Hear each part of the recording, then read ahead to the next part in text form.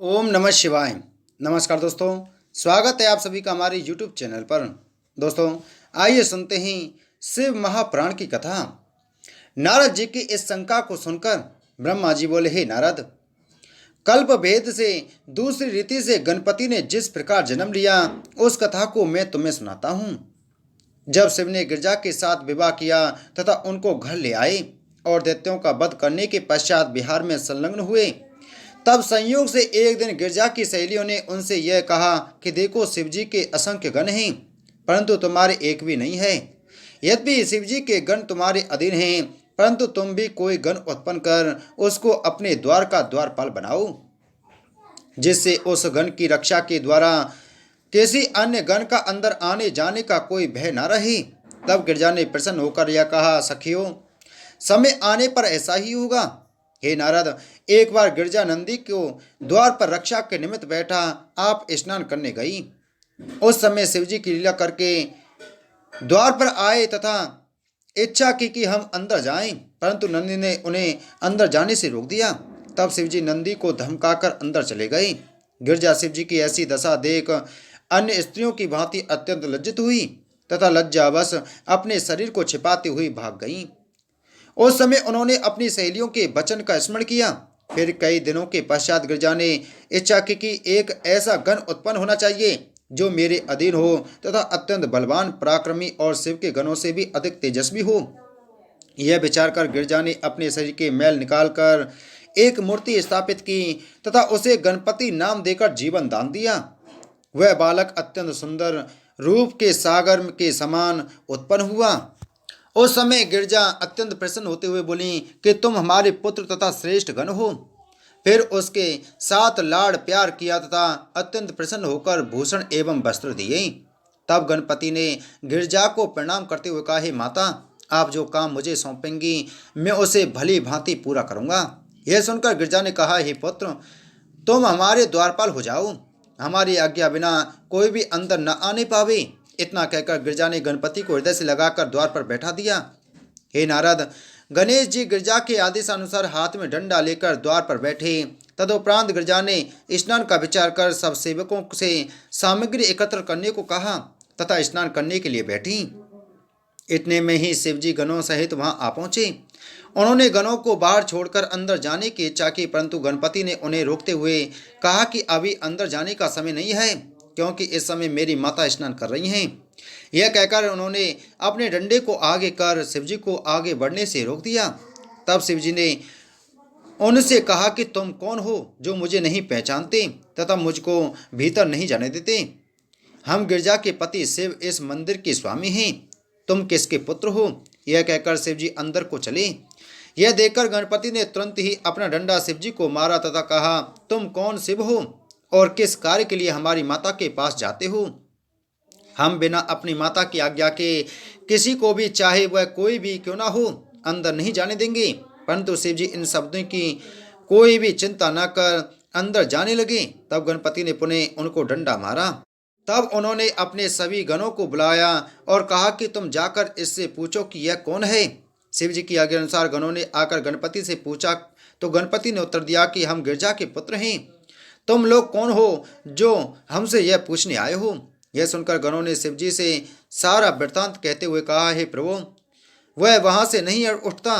तब शिवजी ने गणों को यह आज्ञा दी कि तुम इसे द्वार से हटा दो। उस समय गणों ने गणपति को उठाने का बहुत प्रयत्न किया, परंतु वे न उठे। परस्पर झगड़ा होने लगा।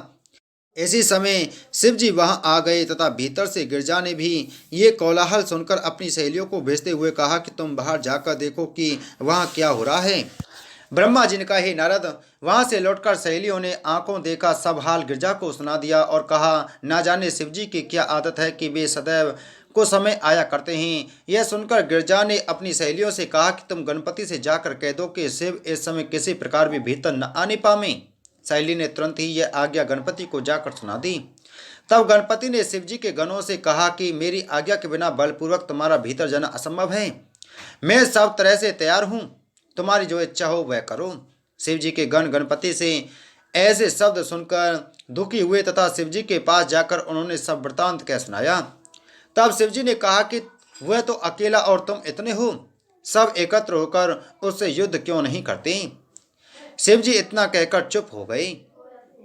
हे नारद, शिव जी की लीला कैसी अद्भुत है कि जो शिव जी केवल एक बाण द्वारा ही संपूर्ण सृष्टि को नष्ट कर सकते हैं, वही शिव अपने पुत्र के साथ लीला करके युद्ध की इच्छा रखते हैं।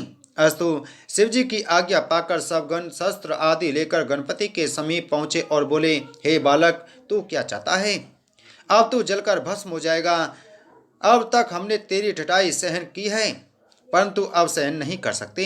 यह सुनकर गणपति ने सहनशीलता पूर्वक उत्तर दिया, तुम ऐसी बढ़ बढ़कर बातें क्यों करते हो?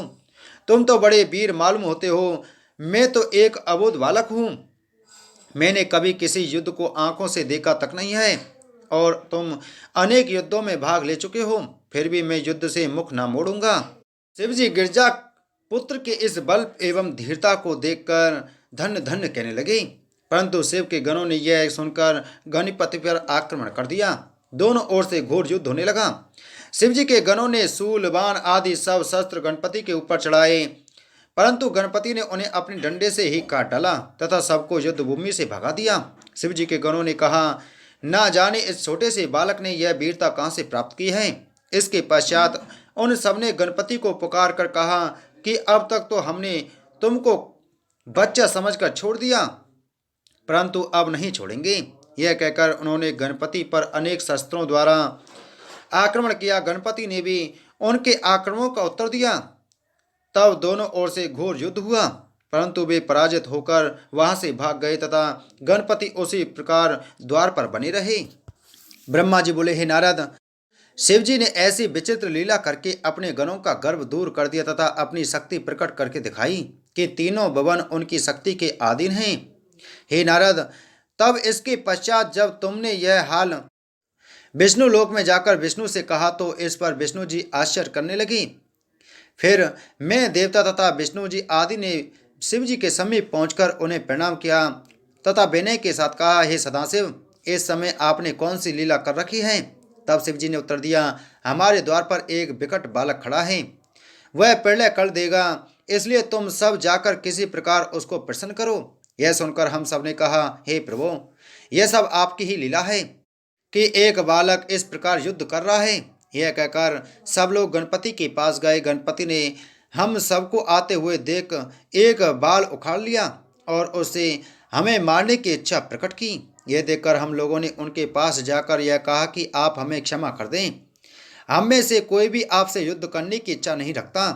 मैंने इतना ही कहा था कि गणपति ने तुरंत अपने डंडे को संभाल लिया। उस समय हम सब लोग वहां से लौटकर शिवजी के पास गए। तब शिवजी ने क्रोधित होकर इंद्र आदि से कहा कि तुम जाकर इस बालक का वध करो, जिससे तुम्हें यश प्राप्त होगा। शिवजी की आज्ञा पाकर इंद्र आदि देवताओं ने युद्ध के लिए तत्पर होकर गणपति के ऊपर बाण तथा अन्य शस्त्रों की वर्षा की। उसी समय शिव तथा गिरजा ने दो शक्तियां उत्पन्न की, जो तुरंत युद्धस्थल में पहुंचकर दोनों ओर के शस्त्र अपना मुंह खोलकर निकल जाती थीं। जिस प्रकार पर्वत समुद्र के बीच में स्थिर रहता है, उसी प्रकार अकेले गणपति ने समस्त सेना को दुखी कर दिया। तब सब देवता निशस्त्र हो खाली हाथ युद्ध स्थल में खड़े रहे और बोले कि अब हम क्या करें, हमारे पास तो कोई शस्त्र भी शेष नहीं रहा।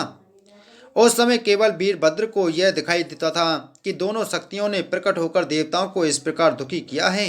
हे नारद, अंत में तुमने देवताओं सहित शिवजी के पास जाकर कहा, हे प्रभु, हमको ऐसा प्रतीत होता है कि यह सब लीला आपकी है। यदि आप इस समय कुछ नहीं करते तो अवश्य ही प्रलय हो जाएगा। तब शिवजी की आज्ञा अनुसार इंद्र, वरुण, यमराज आदि ने पहुंचकर गणपति के ऊपर अपने शस्त्रों से आक्रमण किया, परंतु वे सब व्यर्थ हो गए। तब सब देवताओं ने वहां से भागकर शिवजी से कहा, हे शिव शंकर, आप संसार को उत्पन्न करने वाले हैं। यदि गिरजा का यह गण जीवित रहा तो प्रलय कर देगा, इसलिए आप इस गण का शिव काट लीजिए। यह कहकर तुम चुप हो गए तथा शिवजी यह सुनकर हंसने लगे। बोलो शिव महापुराण की जय, बोलो शिव शंकर भगवान की जय।